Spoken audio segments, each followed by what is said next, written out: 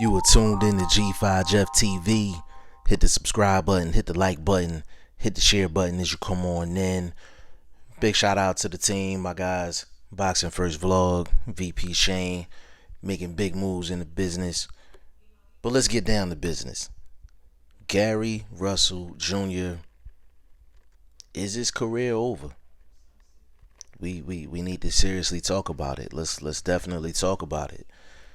Now, we just seen Gary Russell in the ring against Mark Mixayo in the Borgata, Atlantic City, and he lost a majority decision and lost his title.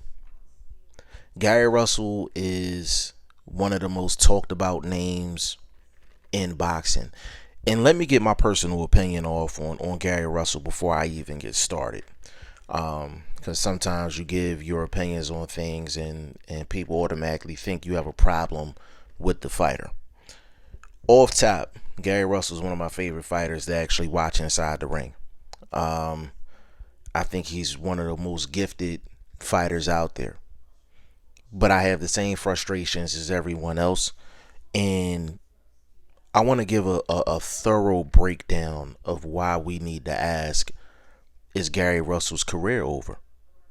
Or does he have an opportunity to come back bigger, stronger, faster, better than ever? Now, the criticism of Gary Russell Jr., we all know. He's inactive. Coming into the Mixayo fight, he's coming off a 2-year layoff. So what I'm going to do is I'm going to run down the fights that he's had prior to Saturday's fight with Mark Mixayo.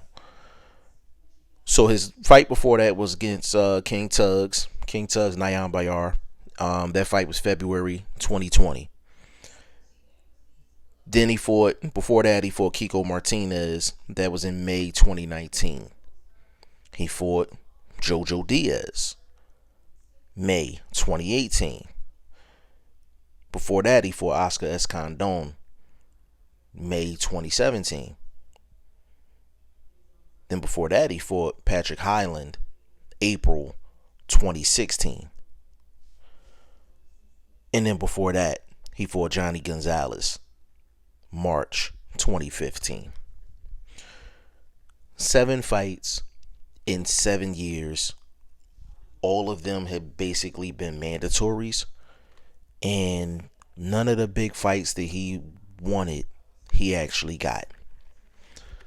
We have heard Gary Russell in the media go back and forth with Devin Haney. We've heard him go back and forth with Terrence Crawford. We know that he's been asking for Leo Santa Cruz for years. There's other fighters at 126 and 130 that we wanted to see Gary Russell fight. And for some reason, those fights never materialize. Those are the facts when it comes down to Gary Russell Jr. And that's coming from a fan of Gary Russell Jr. Now, you fast forward to Saturday. He's going into the ring against Mark Mixayo. Trainer is Freddie Roach. He has a backing. He has a following behind him. And going into the fight, it was reported, but I'm here to confirm that it was true, that Gary Russell had a shoulder injury going into the fight. From what I was told, it was basically 3 weeks, around 3 weeks before the fight happened. So he went into the fight basically with a handicap, and I know I know my man VP Shane to say it was self-sabotage and all that, but that's the truth. He was injured going into the fight, and I'm not using that as an excuse. I'm just telling y'all what was the landscape for Gary Russell going into the fight. So he's basically coming off of a almost 2-year layoff, right? And he He's a main event, and he's defending his belt. So whether he felt like it was a manageable situation or not, he knew he was going into this fight behind the 8 ball. So he probably looked at Mark McSial and was like, you know what? I think I can beat this dude with one arm if I had to. So I'm going to go ahead and go through with the fight. Let's be clear. Gary Russell was going to catch the criticism regardless. And I'm going to say this for the people that's saying he should have pulled out of the fight. If he would have pulled out of the fight, he would have pulled out of the fight with the shoulder injury.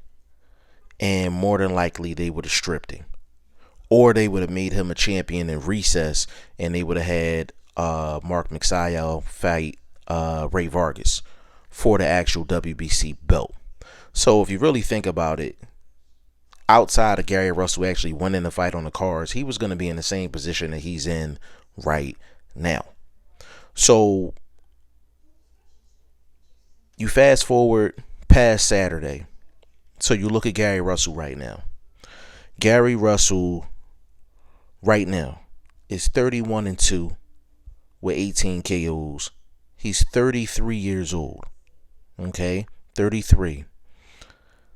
He's about 5'4", and he's a regular size 126. So I can't really see him going up to 130, 135, 140, making any type of noise. His body type says 126, possibly even 122. This is why I question whether Gary Russell's career is over or he's due for a major comeback. Gary Russell's going to need surgery on that shoulder. He's going to need surgery on that shoulder. That's number one. Number two, he's going to have to rehab that shoulder. Third thing, when he returns from the shoulder injury, he can't go into his next fight against a big time opponent because he's going to have to test that shoulder out and make sure that shoulder is 100%. Fourth thing, who is going to be training Gary Russell? Because his dad is not training him because unfortunately he's having some health issues and things like that. And prayers go out to Mr. Russell and the whole family. And then on top of that, Gary Russell is 33 and is known for inactivity. And this is a little asterisk sidebar for the people that listen to me all the time. Gary Russell and Al Heyman are not on the best of terms. They're not the best of buddies. Let's just say that. I'll leave the details off camera. But Gary Russell is not high on Al Heyman's let me look out for my fighter list. And I'm going to leave it at that. So Gary Russell's battling the business of boxing because he's had issues with Al Heyman in the past. The WBC was pretty happy with Gary Russell not having that belt anymore because when you have inactivity, that means you're not fighting, which means the WBC can't charge sanctioning fees for championship fights, which means the sanctioning body doesn't get paid. So with Mark McSial winning, they know that he's going to fight Ray Vargas next. They know he's going to defend his title. And if he beats Vargas, he's going to defend it again. So now the checks is going to start rolling in for the WBC for that particular belt. So the WBC is happy. Al Heyman doesn't have to pay that high guarantee that Gary Russell has, which is basically, it's a 7-figure guarantee.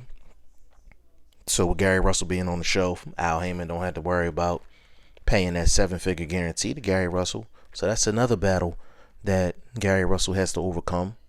Then he has to overcome age. He has to overcome the shoulder injury. Your shoulder affects your power. Your shoulder affects your speed.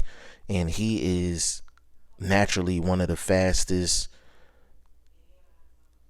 set of hands in the business, and it's been like that for a very long time. How is his speed going to be affected? What kind of opportunities can he get under the Al Heyman umbrella? Who's going to want to fight Gary Russell after he comes off the shoulder injury? Who is going to look at him and say, hey, I think that's a really good victory for me on my resume? Or are they going to look at Gary Russell as that's too much risk, not enough reward? You got to think about it. Gary Russell wasn't getting the opportunities he wanted as the champion. Just imagine the opportunities he's going to get when he's not the champion and he's coming off of an injury. As a Gary Russell fan, I wish him nothing but the best going forward.